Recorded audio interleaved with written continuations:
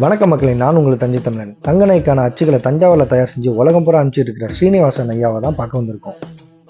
1942 இவங்களோட சாம்ராஜ்யம் தொடங்குது. இப்போ இந்த அச்சுகள்லாம் எப்பயிலேருந்து சேகரிச்சுட்டு இருக்கு? எங்கள் தாத்தா சேர்த்து எங்கள் அப்பா சேர்த்து அதுக்கப்புறம் நான் இப்போ வந்து எல்லாத்தையும் பத்திரம்.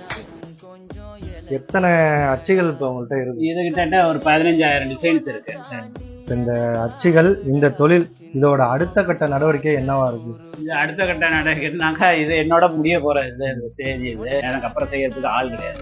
அதனால இது வந்து ஒரு அருங்காட்சியம் மாதிரி வச்சுட்டாங்க. இதெல்லாம் பாதுகாப்பா இருக்கும். மக்கள் பார்த்துட்டு ரொம்ப ஆச்சரியப்படுவாங்க. இப்ப வர்றவங்களே இப்ப வந்து அச்சு வாங்க வர்றவங்களே சொல்லுவாங்க, இது வந்து பெரிய பொக்கிஷம் நல்லா ஒரு 100 வருஷம் நல்லா வாழணும்னு தான் என்னை வாழ்த்துட்டு போயிட்டாங்க. எத்தனை வருஷங்கள் ஆயிருக்கும் இந்த அச்சுகள்? இது செய்யறது கிட்டத்தட்ட ஒரு வந்து அதான் வந்து 5 ஜென்ரேஷன் ஆயிடும்.